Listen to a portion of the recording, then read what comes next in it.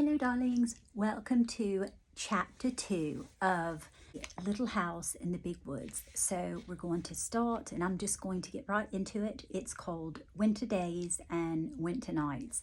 So it's a bit long, so I'm going to just go ahead and start, okay? The first snow came and the bitter cold. Every morning Pa took his gun and his traps and was gone all day in the big woods, setting the small traps for muskrats and minks along the creeks, the middle-sized traps for foxes and wolves in the woods. He set out the big bear traps, hoping to get a fat bear before they all went into their dens for the winter. One morning he came back, took the horses and sled, and hurried away again. He had shot a bear. Laura and Mary jumped up and down and clapped their hands. They were so glad.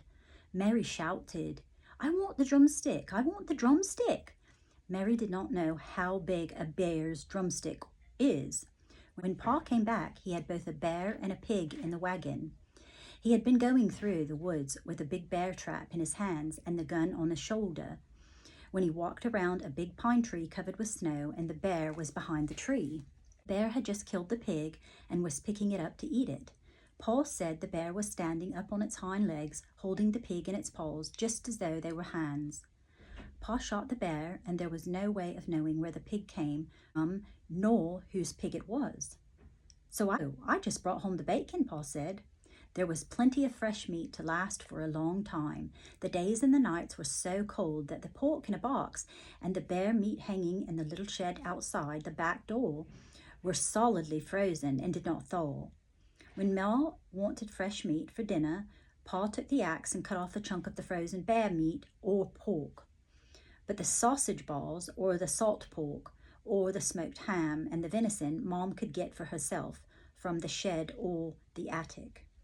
The snow kept coming till it was all drifted and banked against the house. In the mornings, the window panes were covered with frost and beautiful pictures of trees and flowers and fairies. Ma said that Jack Frost came in the night and made the pictures while everyone was asleep. Laura thought that Jack Frost was a little old man, all snowy white, wearing a glittering white pointed cap and soft white knee boots made of deerskin. His coat was white and his mittens were white, and he did not carry a gun on his back, but in his hands he had a shining sharp tool with which he carved the pictures.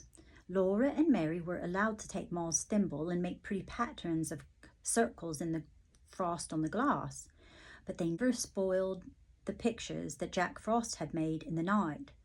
When they put their mouths close to the pane and blew their breath on it, the white frost melted and ran in drops down the glass. They then could see the drifts of snow outdoors and the great trees standing bare and black, making thin blue shadows on the white snow. Laura and Mary helped Ma with the work. Every morning there were the dishes to wipe. Mary wiped more of them than Laura because she was bigger, but Laura was always wiped carefully with her own little cup and plate. By the time the dishes were all wiped and set away, the trundle bed was aired, and then standing one on each side, Mary and Laura straightened the covers, tucked them in well at the foot and at the sides, plumped up the pillows, and then put them in place. Then Ma pushed the trundle bed into its place under the big bed.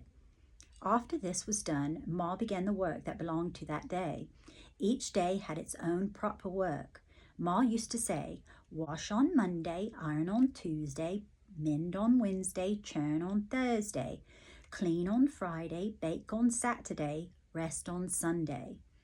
Laura liked the churning and the baking days best of all the week. In winter, the cream was not yellow as it was in the summer, and butter churned from it was white and not so pretty. Ma liked everything on her table to be pretty, so in the wintertime she colored the butter. After she had put the cream in the tall crockery churn and set it near the stove to warm, she washed and scraped a long orange-colored carrot. Then she grated it on the bottom of the old leaky tin pan that Pa had punched full of nail holes for her. Ma rubbed the carrot across the roughness until she had rubbed it all through the holes, and then she lifted up the pan. There was a soft, juicy mound of grated carrot. She put this on in a little pan of milk on the stove, and when the milk was hot, she poured milk and carrot into a cloth bag. Then she squeezed the bright yellow milk into the churn. where it colored all the cream. Now the butter would be yellow. Laura and Mary were allowed to eat the carrot after the milk had been squeezed out. Mary thought she ought to have the largest share because she was older, and Laura said she thought she should have it because she was littler. But Ma said they both must divide it evenly. It was very good. When the cream was ready, Ma scolded the long wooden churn dash, put it in the churn, and dropped the wooden churn cover over it. The churn cover had a little round hole in the middle, and Ma moved the dash up and down through the hole. She churned for a long time. Mary could sometimes churn while Ma rested, but the dash was just too heavy for Laura. At first, the splashes of cream showed thick and smooth around the little hole. After a long time, they began to look grainy, and then Ma churned more and slowly, and on the dash there began to appear tiny grains of yellow butter. When Ma took off the churn cover, there was the butter in a golden lump, drowning in the buttermilk.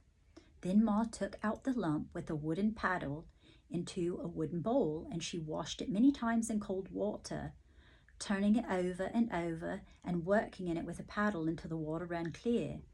After that, she salted it. Now came the best part of the churning. Ma molded the butter. On the loose bottom of the wooden butter mold was carved the picture of a strawberry with 2 strawberry leaves. With the paddle, Ma packed the butter tightly into the mold until it was full, and then she turned it upside down over a plate and pushed it onto the handle of the loose bottom. The little firm pat of the golden butter came out with the strawberry and its leaves molded on the top.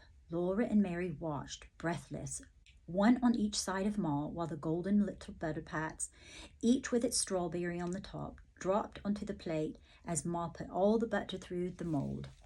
Then Ma gave each a drink of good, fresh buttermilk. On Saturdays, when Ma made the bread, they each had a little piece of dough to make into a little loaf.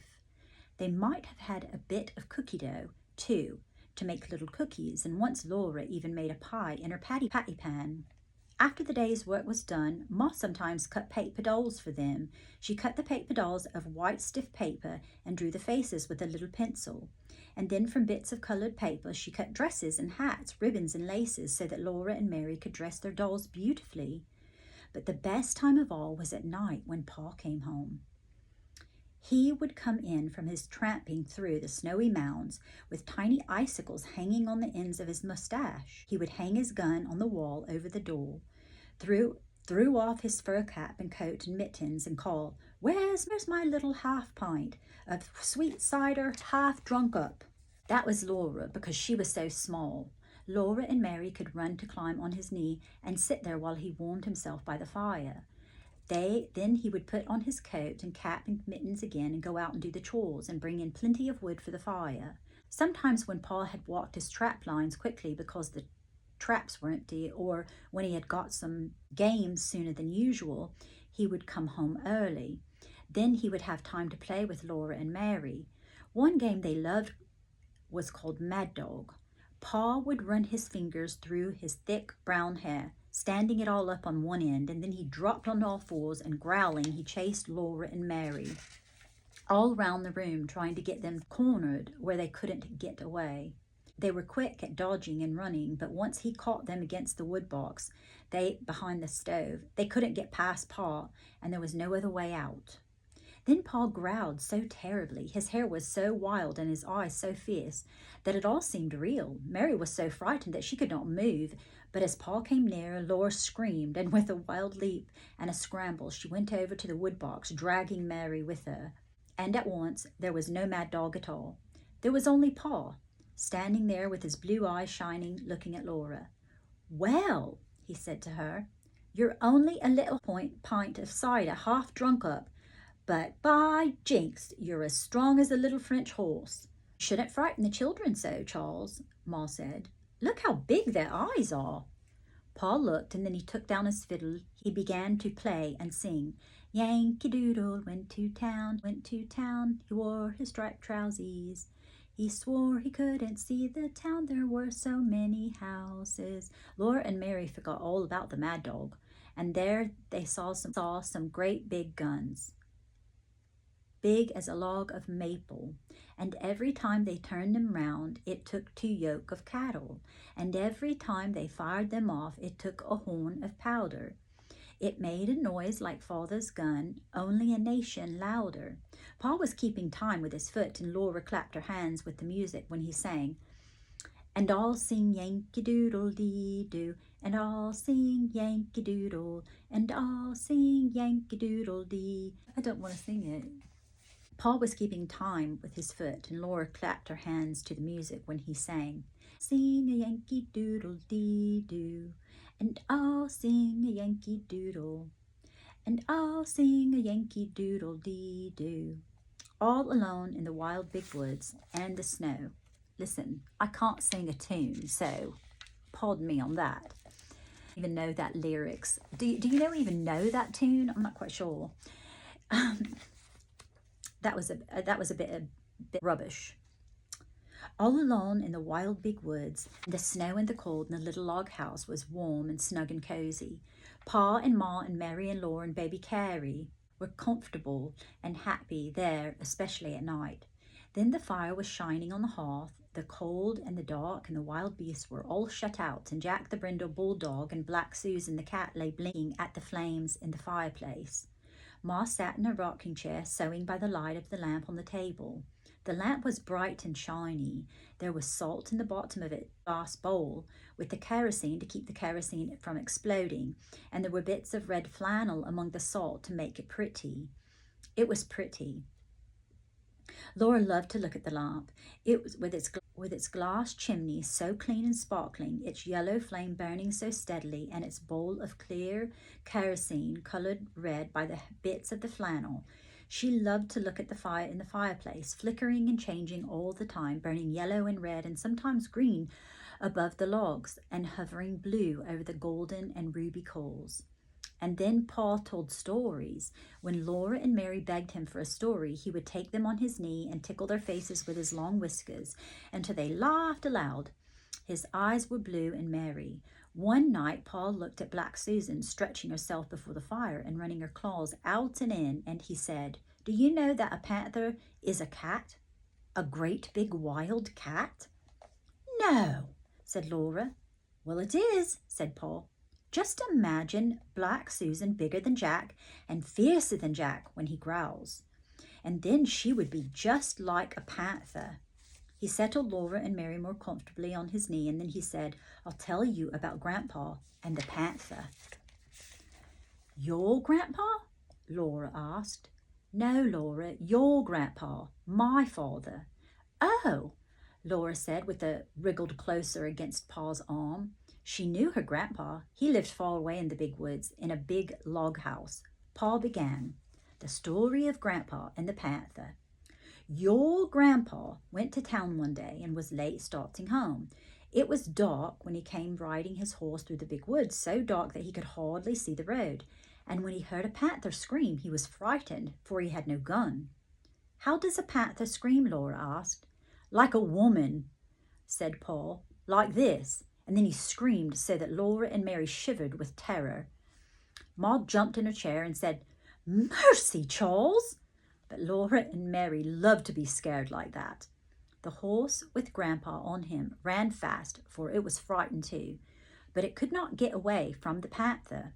The panther followed through the dark woods. It was a hungry panther, and it came as fast as the horse could run. It screamed now on his side of the road, now on the other side, and it was always close behind. Grandpa leaned forward in the saddle and urged the horse to run faster. The horse was running as fast as it could possibly run, and still the panther screamed close behind. And then Grandpa caught a glimpse of it as it leaped from the treetop to treetop, almost overhead. It was huge Black Panther leaping through the air like Black Susan leaping on a mouse. It was many, many times bigger than Black Susan. It was so big that if it had leaped on Grandpa, it could have killed him with its enormous slashing claws and its long, sharp teeth. Grandpa on his horse was running away from it just as the mouse runs from a cat. The panther did not scream anymore. Grandpa did not see it anymore, but he knew that it was coming, leaping after him in the dark woods behind him. The horse ran with all its might. At last the horse ran up to Grandpa's house. Grandpa saw the panther springing. Grandpa jumped off the horse against the door. He burst through the door and slammed it behind him. The panther landed on the horse's back, just where Grandpa had been. The horse screamed terribly and ran. He was running away into the big woods when the panther riding on his back and ripping his back with its claws. But Grandpa grabbed his gun from the wall and got to the window just in time to shoot the panther dead. Grandpa said he would have never again go into the big woods without his gun. When Pa told this story, Laura and Mary shivered and snuggled closer to him. They were safe and snug on his knee, with his long arms round them. They liked to be there before the warm fire, with Black Susan purring on the hearth and good dog Jack stretched out beside her. When they heard a wolf howl, Jack's head lifted and the hairs rose stiff along his back. But Laura and Mary listened to what that lonely sound in the dark and the cold of the big woods, and they were not afraid. They were cozy and comfortable in their little house made of logs, with the snow drifted around it and the wind crying because it could not get in by the fire. Did you like that? Now, I don't know what I'm going to do about that singing portion of it. I don't know if I'm going to take it out or what I'm going to do. Okay, we'll start with chapter 3 tomorrow. So I hope that you enjoyed this. Right, toodle pip, sweet dreams.